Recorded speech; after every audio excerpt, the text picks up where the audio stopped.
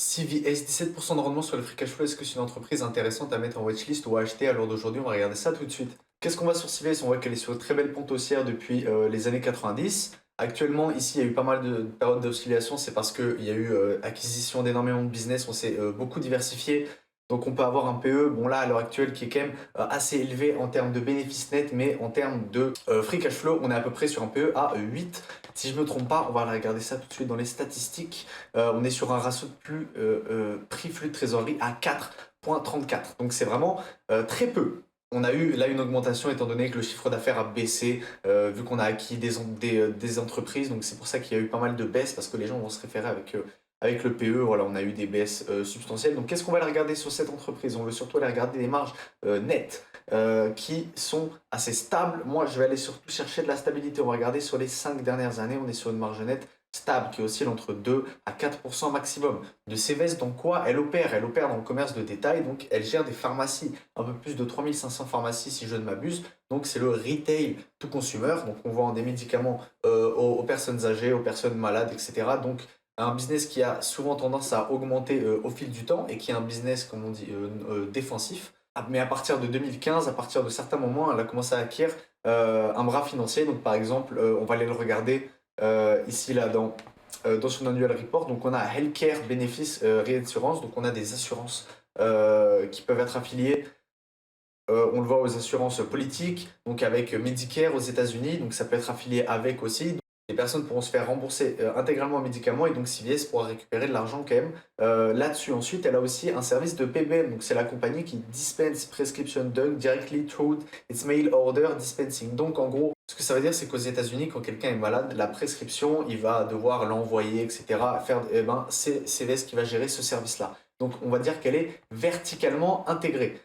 Donc ça peut être une entreprise assez intéressante en soi. Le business est assez intéressant à voir de ce point de vue-là. Maintenant, on va aller regarder le point de vue financier. Est-ce qu'il est intéressant ou pas? Donc qu'est-ce qu'on voit? Est-ce qu'on va voir on a un revenu total qui augmente et qui a doublé? Donc on est sur une augmentation, je dirais, d'à peu près entre 10 et 15% sur le revenu total. En termes de coûts de marchandises, on a eu une augmentation aussi. En termes de dépenses d'exploitation, on a eu une augmentation aussi qui, elle, par contre, est plus importante. Donc je sais que là actuellement elle essaie de réduire ses coûts de production parce que on va aller regarder ça. Regardez la courbe du revenu net qui n'a pas spécialement augmenté, qui d'ailleurs a baissé en 2022 alors qu'on a eu un revenu total le plus haut possible. Donc elle essaie de réduire ses coûts. Ensuite on va le regarder par rapport aux free cash flow. Vous voyez que les free cash flow eux par contre ont tendance à augmenter et être stablement en croissance. Donc ça c'est intéressant. Vous voyez que les revenus nets diffèrent beaucoup des free cash flow. Pourquoi? Ça faut le regarder dans les rapports financiers. Donc moi je peux vous le dire, c'est juste parce qu'elle fait énormément d'acquisitions. Donc le revenu net prend tout ça en compte. Nous ce qu'on va aller regarder là, c'est le free cash flow disponible. Donc qu'est-ce qu'on a ensuite? On en fait de ce free cash flow. On va aller réduire la dette parce qu'on avait énormément de dettes incorporées depuis 2018. On va réduire la dette. Bon, là, actuellement, en trimestriel, vous allez voir qu'on en a émise parce qu'on a acheté ici et ici deux entreprises, deux très grosses entreprises. Donc, je vais vous montrer. Là, on a par exemple Aetna qui, elle aussi, agit dans le healthcare. Donc, ça, c'est actuellement la plus grande société que possède CVS. On a euh, Street Health, là, qui est un centre de soins voilà, primaire pour les personnes âgées bénéficiant de Medicare. Voilà, donc ça peut être assez intéressant ensuite parce qu'elle va, avec ça, elle peut aller récupérer avec Aetna, etc. Donc je vous ai dit, c'est une entreprise très intéressante, elle est verticalement intégrée et ça, c'est quelque chose de très joli à voir. Donc on va aller regarder, excusez-moi, ici, donc qu'est-ce qu'on fait?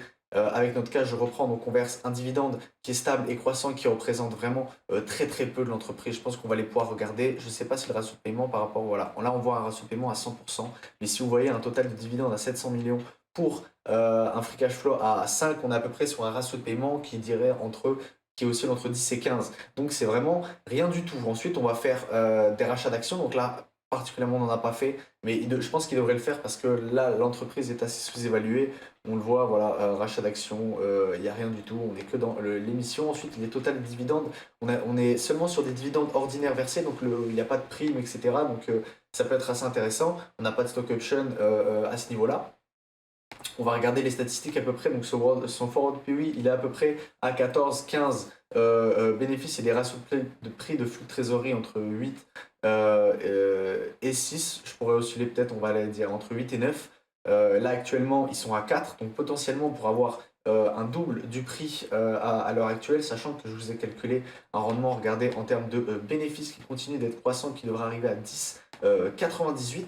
À l'heure actuelle, on est sur une action qui est passée à 70,52 $. Donc on pourrait être un petit peu en cela des 17 parce que là, elle a pris 2,5% le jour d'avant et encore 4% le jour d'avant. Donc là, actuellement, peut-être un regain sur l'action. On va aller regarder ça tout de suite. Là, effectivement, on est plus que sur un rendement à 15,5. On va aller le mettre sur un mois. Vous voyez que sur un mois, elle a eu un trade très baissier. Et ensuite, bah, effectivement, elle est en train de se repositionner à ce niveau-là. On n'a pas parlé de la dette qui peut être importante et qu'on pourrait peut-être prendre en compte si elle est vraiment très très importante. On va aller regarder ça. En dette totale, on est à 82 actuellement, sachant que en termes de total d'actifs, là on était à 236 et là on est à 250, étant donné qu'on a acquis d'immobilisation. Voilà, vous le voyez, investissement à long terme, bon ça bouge pas, immeuble, ça ne bouge pas, immobilisation, incorporation corporelle, le goodwill a augmenté et les autres actifs incorporels ont augmenté aussi, d'accord. Donc ça, faudrait aller plutôt le regarder, quelle conversion, qu'est-ce qu'ils peuvent faire comme connexion entre les entreprises qu'ils ont achetées.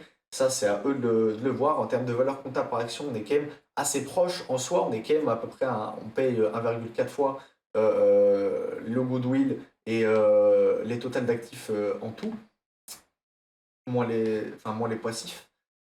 Étant donné que là, on a eu quand même des passifs qui ont pas mal augmenté, pourtant la valeur comptable par action qui continue de monter, donc on doit avoir des EBITDA, j'imagine, peut-être à 20 milliards, je pense, à l'année. On va aller regarder ça tout de suite. Effectivement, on est sur des EBITDA à 20 milliards.